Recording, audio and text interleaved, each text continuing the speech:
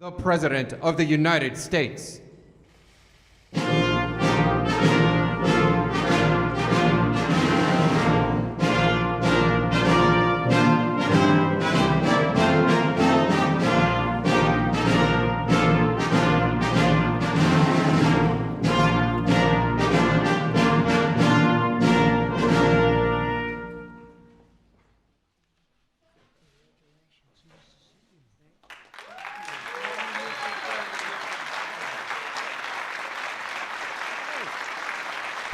Big day.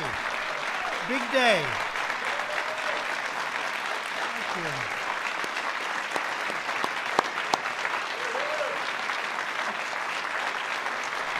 Well, thank you very much, please. Thank you. We are very honored to be joined by our incredible Vice President, Mike. Please stand up, Mike. Mike Pence. Today we're here to celebrate the truly extraordinary bipartisan, that's a very pleasant word, that's a pleasant word, achievement of the First Step Act, very important.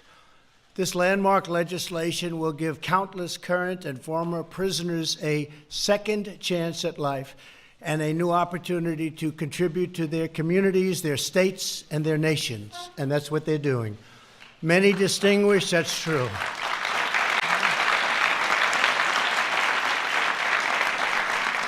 Many distinguished guests are here with us for today's, really, this is a ceremony that's something that's very special, and I want to just recognize a few of them. Attorney General William Barr, thank you.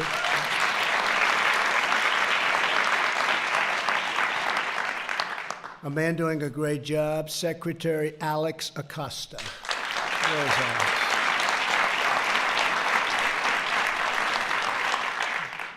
Ben Carson.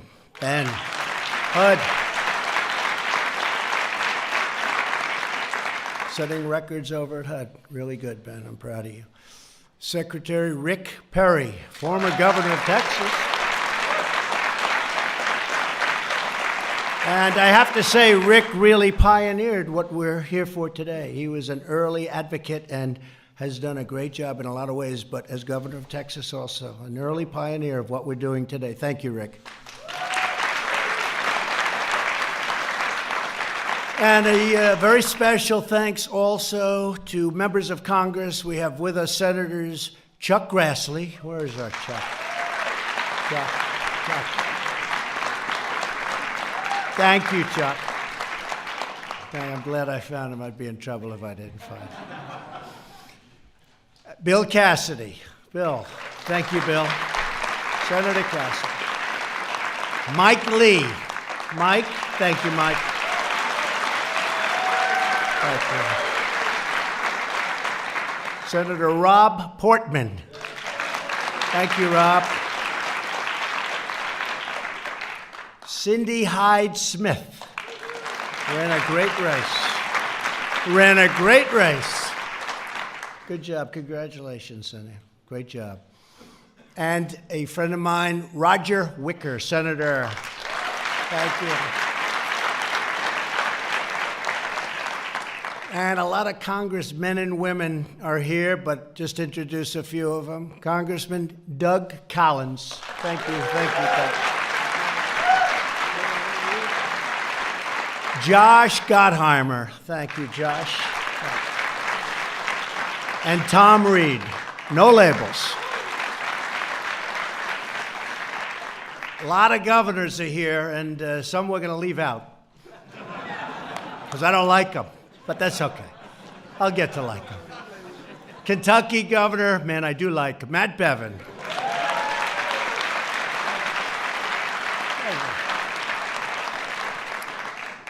An incredible guy, a friend of mine and all of us for a long time, and he's going to be leaving the governorship one day soon, and we're not going to be happy about that at all. Phil Bryant, fantastic governor.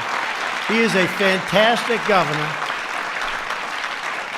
and he built the African American Museum, and it's one of the best jobs I've seen in a long time. A lot of money, but under budget and ahead of schedule, right, Phil? And he was proud of that. You don't see that often in government. North Dakota Governor Doug Burgum. Doug? Thank you, Doug. And Mrs. Burgum. And Mrs. Burgum, thank you very much. And Texas Attorney General Ken Paxton. Thanks, Ken. Washington, D.C. Attorney General Carl Racine. Carl, thank you. Thank you, Carl. And Florida's former Attorney General, Pam Bondi, respected by everybody. Where's Pam? Thank you, Pam. And they're joined by many faith and law enforcement leaders. We have tremendous numbers of people here today that are just such strong believers in not only what we're doing, but also faith, and faith is a good thing. My book, it's a great thing. I also want to recognize someone that you all know well, who worked tirelessly on this project, and to achieve it, he went through a lot, and I'll tell you what, he got there, and he got there with flying colors because he believes, and a lot of other people believe, both conservative and liberal, and those in the middle. Jared Kushner. Jared.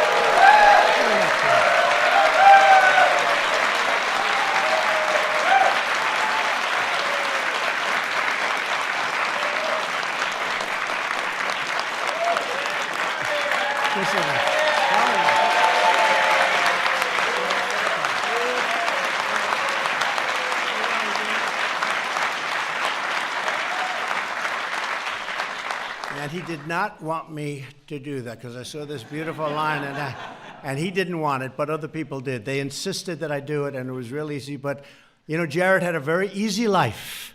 He was doing phenomenally in New York, and everything he touched just turned to gold. And then one day he said, I want to come down and I want to have peace in the Middle East, and I want to do criminal justice reform, and I want to do all these wonderful things.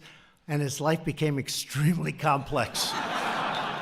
And he wouldn't trade it. I don't think he'd trade it because what he's doing is incredible. And he is doing great in the Middle East. I think you're going to have someday, before we're finished, I think you're going to have something very important signed. And I hope so. You're doing a great job. Thank you.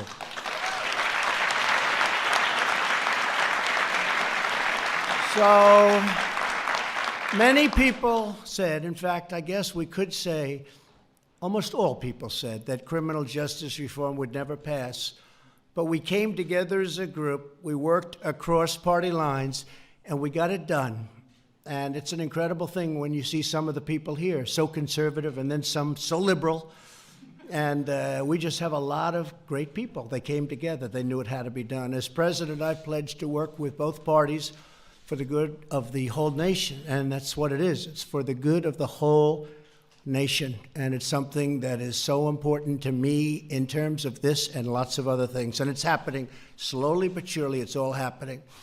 The more I met and spoke with those involved in our criminal justice system, the more clear it became that unfair sentencing rules were contributing to the cycle of poverty and crime like really nothing else before. It was time to fix this broken system, and it's a system of the past, and to improve the lives of so many people. And you look at the safety and all of the things that are happening now as a result of the first step. As an example, nonviolent prisoners will have opportunities to participate in vocational training, education, and drug treatment programs. When they get out of prison, they will be ready to get a job instead of turning back to a life of crime. Right?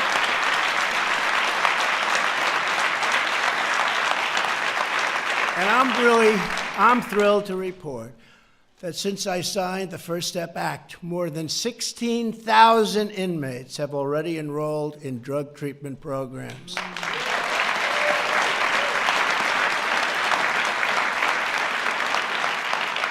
And my administration intends to fully fund and implement this historic law. It's happening, and it's happening fast, and it's a lot for some people to understand, and as soon as they understand it, they say, wow, why didn't we do this a long time ago? And some of the great governors that are here with us today have already implemented it, and they were a step ahead, and now they're going a step further.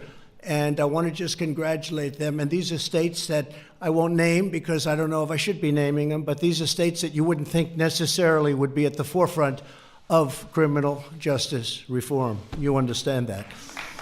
Thank you.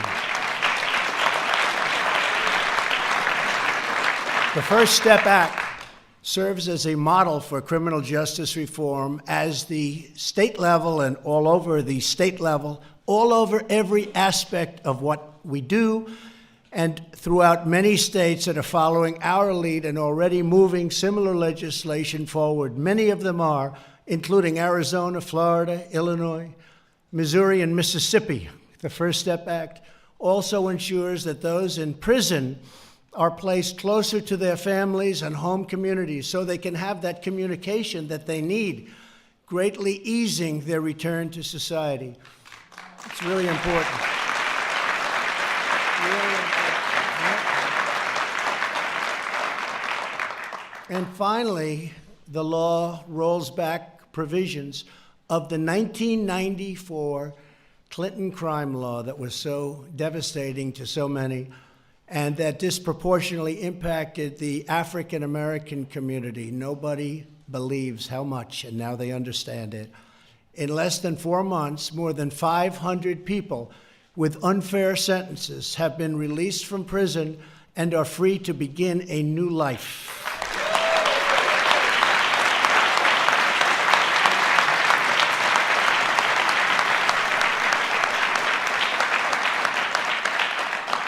One of these newly freed Americans is Troy Powell, who is with us today. In 2004, Troy was sentenced to 20 years for doing a drug offense.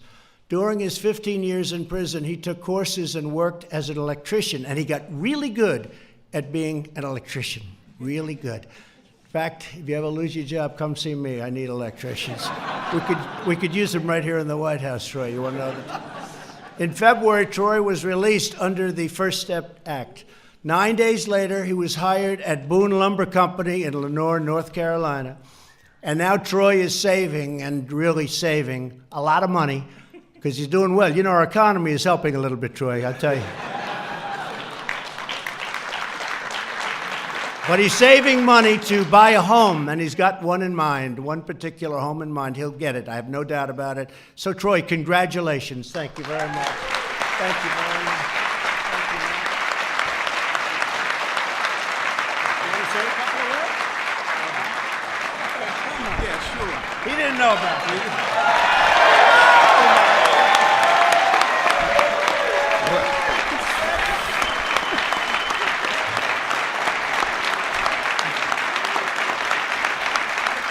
Man, this is great. Well, first of all, I'd like to say thank you to everybody here on Capitol Hill for finally getting this bill pushed through. I mean, I know there was a lot of work involved in it, and I would like to say thank you to the organizations that got me here, like Cut 50 and Amy Can Do. Them people, I mean, they've done so much for me. It's unbelievable how much they've done for me.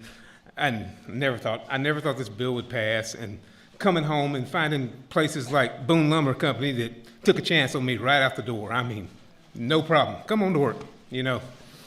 I can't thank everybody enough for that, but more than just thanking everybody for these things, there's more that can be done. I left so many people behind in prison doing 40 and 50 years for nothing. I mean, absolutely nothing. I mean, should I have went to prison? Absolutely. I committed a crime, but for 20 years for the small things that I done, I should have definitely went to prison. And I don't know what to say. I think there should be a second step. That's what I say. I think there should be a second step.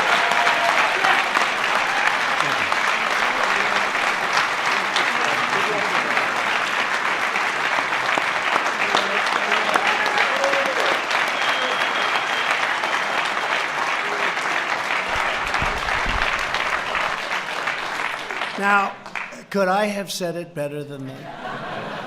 His statement about so many people, and that's true, so many people are there that really are serving 40 and 50-year sentences for things that you wouldn't even believe, that some people wouldn't even be going to prison for today. So I just think that was incredible. And don't worry, I'm going to ask a couple of, none of them know they're going to speak, and that makes it that usually produces a much better speech. We're also proud to have with us on stage 5 more Americans who have been released under the First Step Act and transformed their lives. And that includes Gregory Allen. Where's Gregory? Gregory. Hi, Gregory.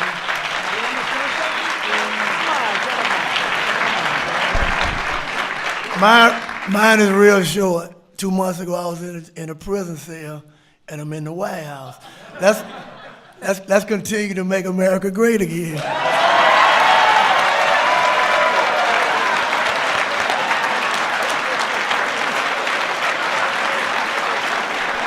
That's great.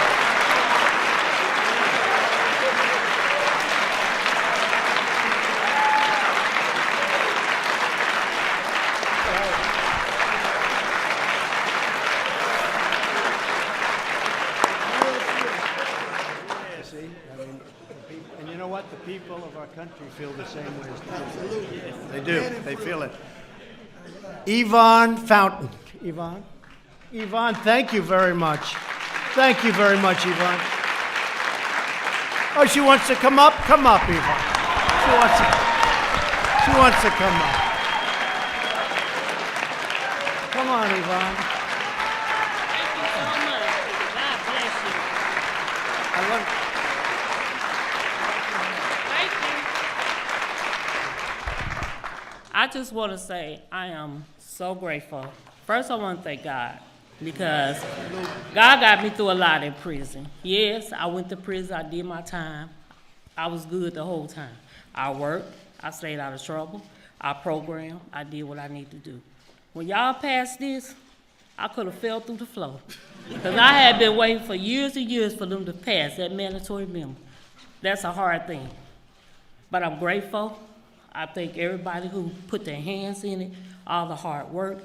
And I really thank you for signing that bill. So when you signed it, I could have went through the floor. Thank you so much.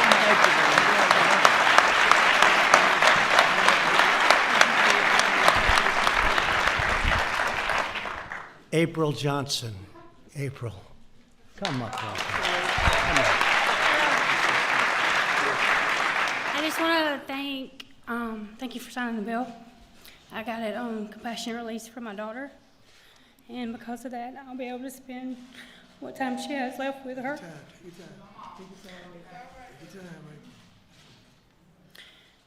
She was diagnosed with ovarian cancer in September, and they have since gave her a grave prognosis. And because of the bill and the First Step Act, I'll be able to spend the rest of her time with her. And I thank you. Thank you, sweetheart. You take care. Say hello to your daughter, okay? Say hello to your daughter.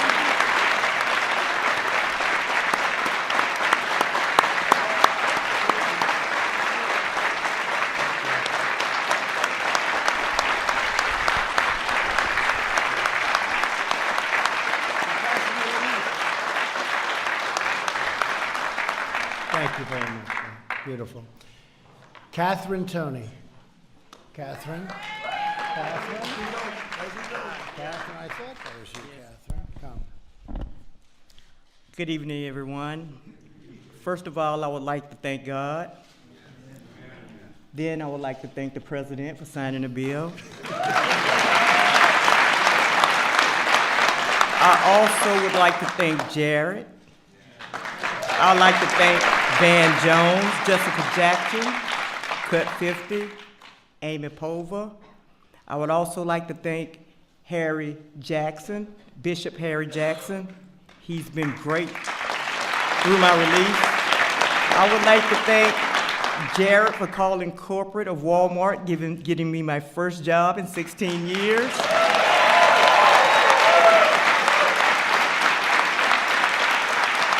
I would also like to thank Becky, which is here.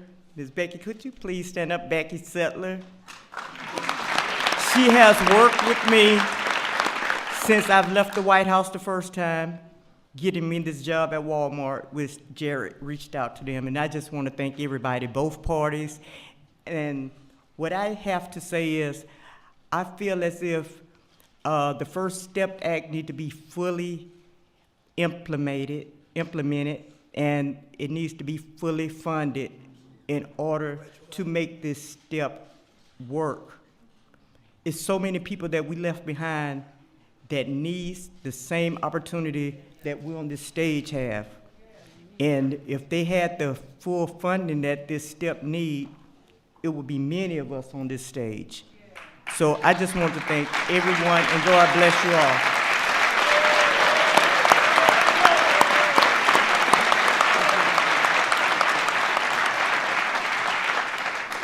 And a man who's actually become much more famous than me or anybody else in the room. His story is an incredible story, and it's been inspiring. And I'd just like to introduce quickly Matthew Charles. Matthew. Come here, Matthew. Thank you. I'm truly humbled. Nobody can be more famous than you. I'm truly humbled. I'm grateful. I'm thankful. Jared, the president, thank that you were insistent about getting this bill passed and signed. When it stalled in the Senate, and you informed Mitch McConnell you wanted to actually do this before that Senate and Congress went out. I'm always remember that. So I'm just humbled, thankful. In all, I'm still pleasantly overwhelmed, and it's an experience that I never forget. Thank you.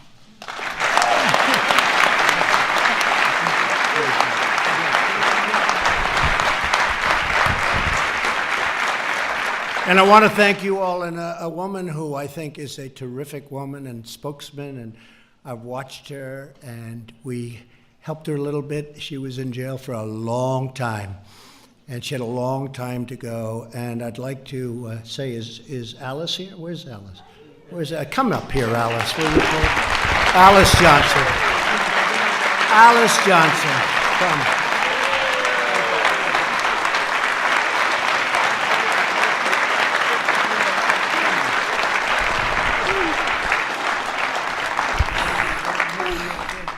Thank you so much. First of all, everyone knows me. I have to thank my Lord and Savior Jesus Christ first. And I want to thank our incredible president, President Donald John Trump. I just told him I finally get a chance to hug you and properly say thank you for believing in me. And I'd like to thank all of the advocates who have fought so long for me, who have been working behind the scenes trying to magnify my case. I thank everyone in this room for your prayers. And I also want to thank the media for being so kind to me, because you have really helped magnify my story.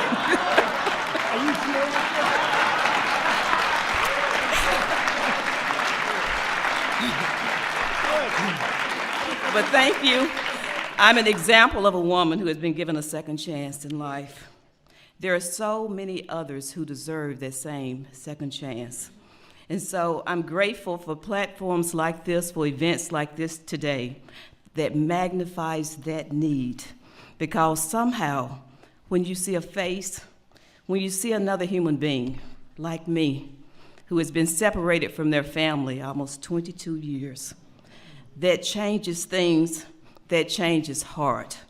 God bless you, and God bless America.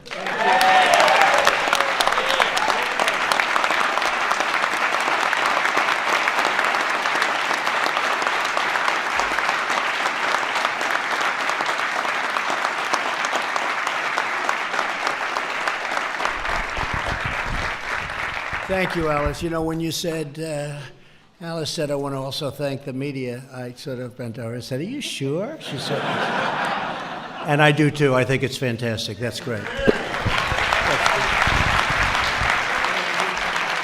And a couple of people, Van Jones, please stand up, please.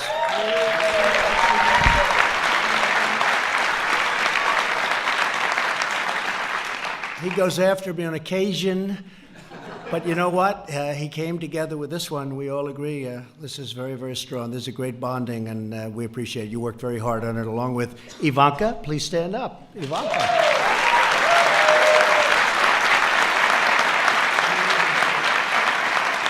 And Charlie Kirk, stand up real fast. And Matt Schlapp, stand up real fast. You guys. Now, that's an example of seriously conservative people, and they're totally into it, right? I mean, so many, so many.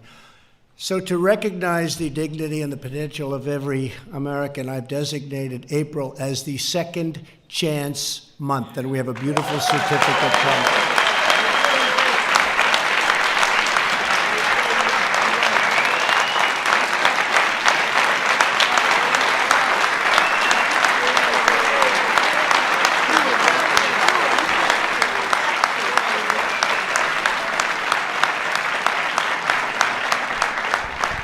As a result of our incredible economic turnaround, we had a big stock market day today, so that makes it even better, but a big day. There's never been a better time for those who need a second chance and they get a fresh start. It's so incredible to see people coming out of prison. They've done, historically, as you know, very, very poorly, oftentimes having to go back because they come out, they can't get a job. Nobody wants to hire them because they were in prison. And because the economy is so strong, they're getting an incredible start, as we say. And it's also maybe even more incredible to see what the people that are doing the hiring are saying. They are in love with what's happening. They're hiring people that are great, and they're letting everyone know it. Everyone know it. Pretty incredible. So the good economy is really giving them a chance, and a second chance, and in some cases, really a third chance. And they're working out. I can't say everybody, but the word is that it's been terrific. It's been just terrific. Employers all over the country are helping out, and Walmart has been a big factor. Ivanka, I know that was through you, and other of the major companies, but also smaller companies, and the results are incredible. They're just really good, and we're very, very happy about that. So congratulations to everybody in the room. Since my election, we've created more than 5.3 million jobs. Unemployment has reached the lowest rate in more than 50 years. Last year, a record 73% of new jobs went to people who were out of the labor force, totally out, and now they're coming off the sidelines and going back to work.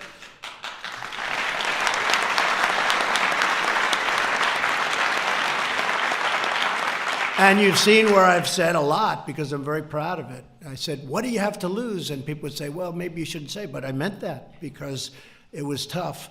African American unemployment is the lowest level in the history of our country right now.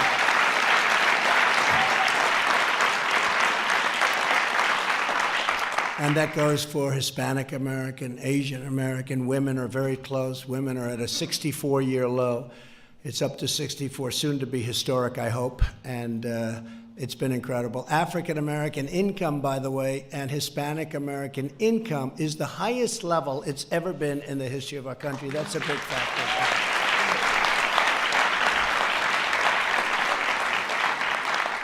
But to take advantage of everything, those with criminal records still face many barriers toward gainful employment. When Catherine Toney was released in February, she had difficulty finding work due to her past record. She applied to the local Walmart in Daphne, Alabama. As part of our pledge to America's workers, Walmart is looking to change its hiring practice. It has already started very strongly and is hiring a lot of great people, and some are getting a second chance and some are getting a little bit more than that. And I want to thank Walmart, and I really want to thank some of the big companies of our country. They're doing an incredible job. What they're doing is, I think even if you go back, Van, 5 years, 10 years, you go back just a short while ago, nobody would believe what's happening with respect to exactly what we're talking about today. Very few people would believe it. So we're very, very proud. They interviewed Catherine. They were really impressed by her resolve, her ability to speak so beautifully. She'll probably end up running for office. And 2 weeks ago, she began her first day in the job, and I have no doubt she's going to be very successful, and she'll do a terrific job. So, Catherine, we can't wait to see you and all that you achieve over what will be a long, long life, and we appreciate it very much. We appreciate it very much. We look forward to that. Americans with criminal records are unemployed at rates up to 5 times higher than the national average. Today, I'm announcing that the Second Step Act will be focused on successful reentry and reduce unemployment for Americans with past criminal records. And that's what we're starting with today.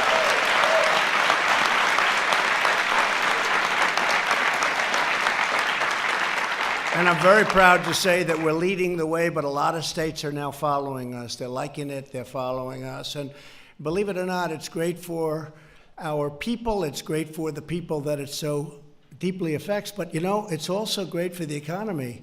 We actually, it's hard to believe, we save a tremendous amount of money because people are coming out with these 40 and 50-year sentences for what you would consider to be everything serious, but not that serious. And they're getting out and they're working instead of being in prison. And we're saving hundreds and hundreds of millions of dollars and doing good at the same time. So that's sort of a rare occurrence.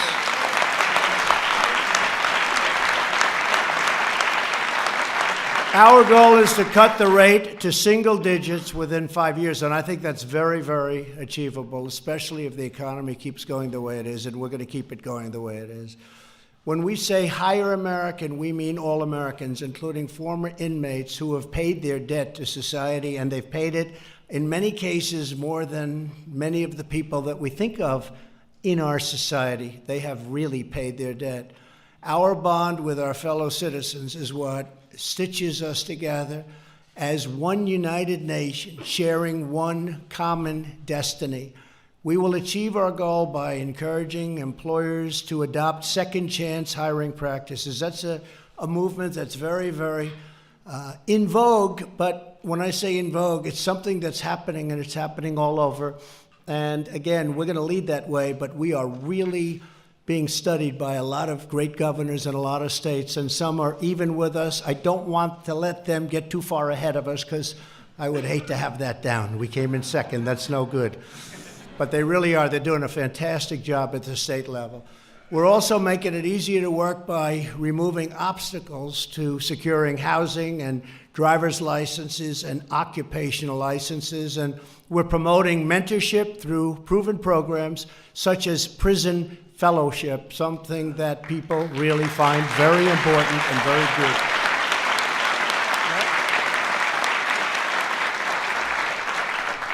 My administration is also supporting funding for reentry programs, including $88 million for Second Chance Act. You know that.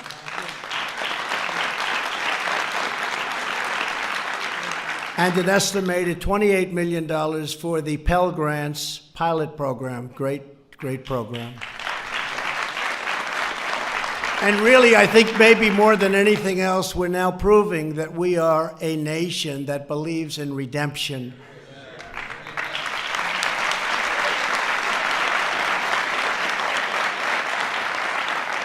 And to remind us what is possible, we're joined by a couple of people. First of all, is Pastor Scott here? Darrell Scott. Where's Pastor? Is he here someplace? He's worked so hard. I wanted to point him out.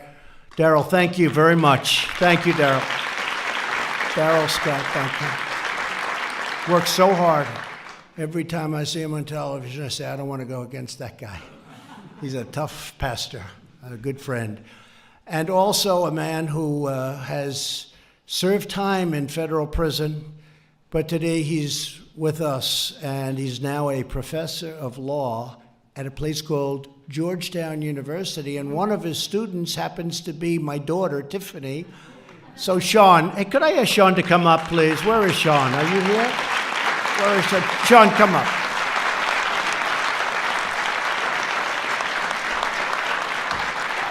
Is my daughter okay as a student? She is. She better be. It's fun to get to come back here. The one thing I realized when we worked on First Step was I got to meet a lot of really cool people, and we worked on this together, and I have become friends with so many of you. It's astonishing to me that so many people want to come work and help people that are in prison. Because when you're in prison, it feels very lonely, and there's not a lot of hope. And now there is more hope in the federal system than there ever has been at any point since I have been watching. And that's because of the work that everybody in this room has done. Thank you for helping people like me. Thank you for giving second chances. I think you are going to be rewarded in a way that you cannot even imagine when we get more people like my friend Matthew Charles, who, by the way, came over to our house last night for dinner. And you know what my daughter said? What? My 7-year-old daughter said, "Dad, how do I talk to Matthew? He's so famous."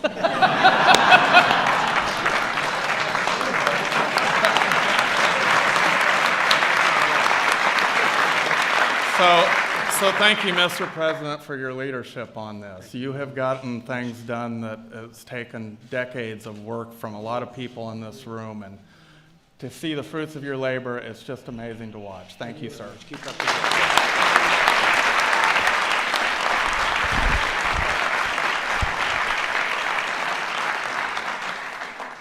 And the First Step Act proves that really, beyond almost anything we can think of, our country can achieve amazing breakthroughs when we put politics aside and put the interests of all Americans first. It's true, so true, especially in these times.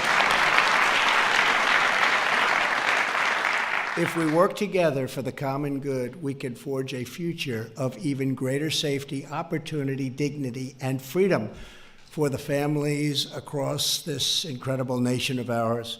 I want to again thank everybody in the room, everybody for being with us, so many leaders. I see Paula White, she's worked so hard on bringing the faith-based community together. And where's Paula? That's right, so hard. I want to thank you. Such a great job.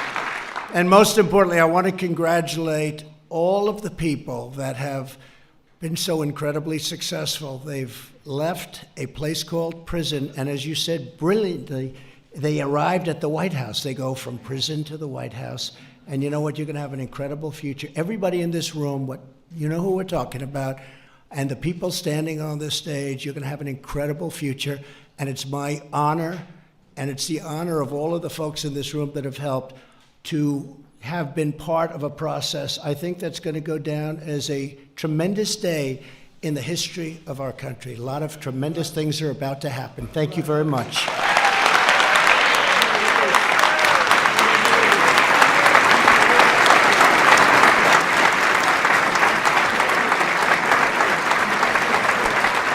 Ladies and gentlemen, please remain seated as the President departs the room.